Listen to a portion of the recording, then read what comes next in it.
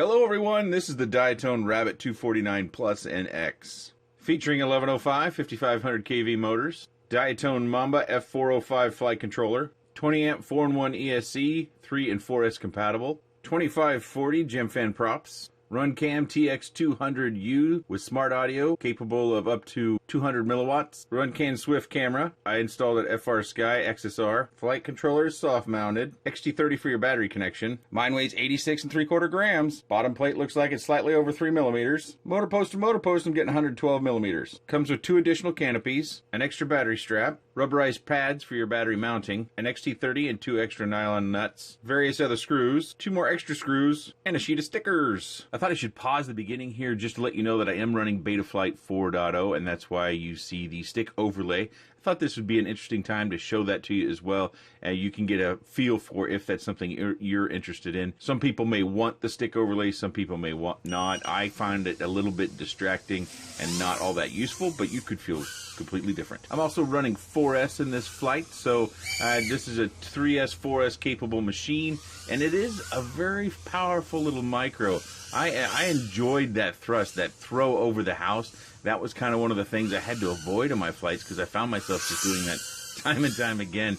So if you want to do more freestyle maneuvers, or if you like to race, I think it's a decent candidate. But I do have to bring up the fact that I struggled with kind of a mid-throttle oscillation, and that's one of the big reasons why I'm running Betaflight 4. This is not a release candidate. This is the full release. I believe it's the F4 Fury target, and you can download that and get that from Betaflight, of course, and flash that to your machine and tune it. I will have a dump file in the video description down below, so you can use that to your liking if you choose to. By default, my recollection is it came with 3.53. There's also PID tunes on the Diatone website that I mentioned in a previous Diatone machine review, and you can find various PID tunes. I think Quadify and Albert Kim had PID tunes available on Diatone site, so that's a resource there available for you. It does come with a tune, but in my particular case, I found that that tune had some pretty heavy mid-throttle oscillations. I spent some time working on 3.53, and I couldn't really get them out. Then I switched to 3.57, which was the last one, the last full release before Betaflight 4 came out. And after getting it a little bit better, but not quite there yet, I switched to Betaflight 4, and I think I've got it fairly well tuned out. But you'll notice there are some key moments or key spot positions in the throttle resolution where you may still see a little bit of the mid-throttle oscillation that comes in camera. I actually swapped out the camera because I thought it was kind of odd. I haven't had a lot of experience with mid-throttle oscillations and troubleshooting, so that's one of the reasons why I swapped the camera out, because I thought, well, maybe I got a sensor that's loose. I also switched out props, thinking that maybe I just got a bad prop in the package that was a little bit unbalanced or something like that. So after a while, I kind of had to give up the ghost. But as you can see, on a 4S 525 battery, our flight time is not all that long, just around 2 minutes, really. But that is a pretty high-performing 2 minutes. So right now, we're just looking at some flight footage of earlier iterations of my PID tuning, the various Betaflight versions that I mentioned in the full flight. And you can see how you might not see the vibrations so much in the screen, but it might seem kind of blurry. And in the goggles, it was more predominant. So I did want to bring that to your attention because it is something you may experience out of the box. So you're going to have to spend some time either trying those other PID tunes that Albert and Quadify have, or you can switch to Betaflight 4 and use the one that I have. I'm not certain the Diatone is going to come asking for my dump file, so you may or may not see it within that group. I can't say at the time of this recording.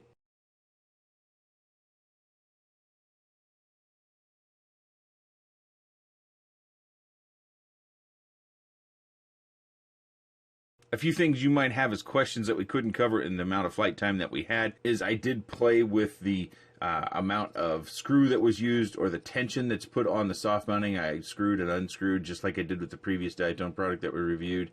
Again, I did swap out the props to see if I just had a bad batch or one particular prop that was causing the vibrations at the mid-throttle. You do get 2 battery straps, and on this particular one it doesn't come threaded through the slots, but you can use those threaded slots if you want to. You can just manage them through there. You can see where I did use their stock battery pads. They work fine. Also note that these are recessed screws right here and on the motors, and they are ever so slightly recessed on the ends of the quad as well. Diatone has come out with these new canopies. It does offer some camera protection. You can see that if you've got your camera within that area of protection. If you square something that's flat, it should provide some protection.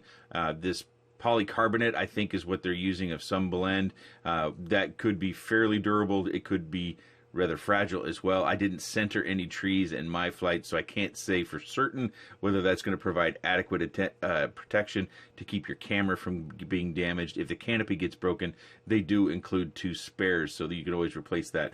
Diatone, again, has their mounting back here for your receiver.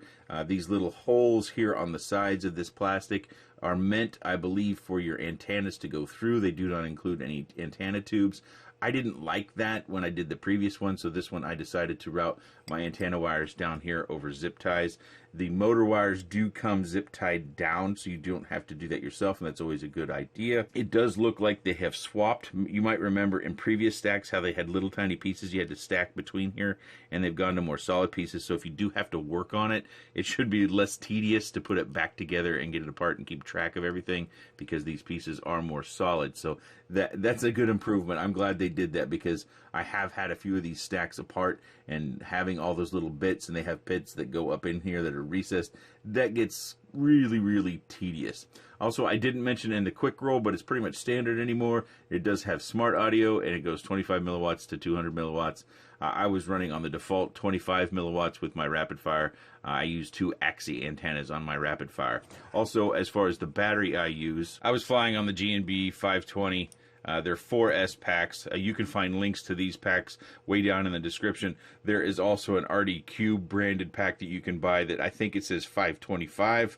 I don't know why the difference in milliamp per hour rating, but I do believe because the batteries are pretty much identical, you can't tell a flight performance difference, that those RDQ batteries are the same. I've discussed those in past videos as well. The section of the video description with batteries are organized by cell count, so you may have to scroll a bit in order to find the links if you're interested in these batteries. It seems to me that Diatone has really made their name by using their own and other name brand quality components. My preference is not for the RunCam VTX, though. I think if you were to buy this, I would get the version that has the TBS VTX in it, and I think you'll get even better reception, especially at range. You know, I fly close in. I like to stay close to the house. This is my flying track field, so to speak, and I enjoy flying back there, but you may have a different environment that requires a higher quality VTX. I'm just not a big fan of RunCam's VTX. It does work. It does work fine. I just think that there are better VTXs on the market, and with Diatone creating a cost-effective but premium component machine like this, I would choose, if I were purchasing with my own dollar, I would choose the TBS version. Also, these motors are very interesting to me, mainly because of the performance. I do think that maybe they're sucking more juice than I would be comfortable with, because, you know, the flight time was just a little bit over 2 minutes with a 520 battery, and, you know, that's not great, but the performance was sure fun. If you're curious about the canopy, this bottom piece and this top piece interlock, that's not all one piece, even though they come out of the box pressed together, because that is a pretty high pressure situation. I've actually had to put these together when we did that one that had the prop guard all the way around it. I had to assemble a different canopy, and they were separated. So it's nice to see that they are including that canopy with those pieces together. I would prefer to see metal nut here, because they are nylon down here, so you can't get those very tight. It does come with the buzzer, and I've installed that right here behind the camera. That might not be an ideal location for you, depending upon your camera angle, because you can probably see possibly where the buzzer and the camera are nearly touching. I don't have much play right in there, and I've also got it pressed up against the connector for the ESC, so not a lot of room there. You could definitely rotate this and maybe just stick it to the back of the camera, and that might be a better location, or you might be able to lay it kind of diagonally along the top here.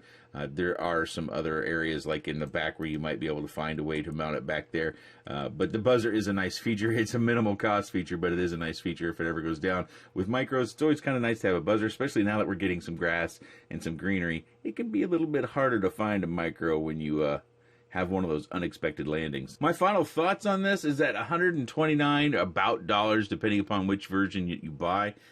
It's a pretty good value. My only concern is those mid-throttle oscillations.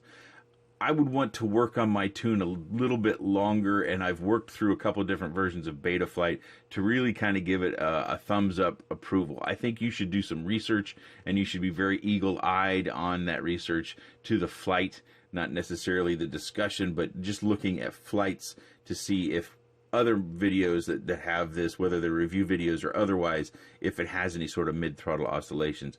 It's designed with its current PID tune, or the stock PID tune, to run on 3S, and I did try that, but I didn't find that was any better. I wanted the 4S performance, but I also didn't want the screen to appear blurry or to visually be able to detect those shakes. And even in my flight, you'll see it a little bit as well. If you're interested in this quad, I'll have a link down in the description. You can check out the specifications and the current pricing yourself.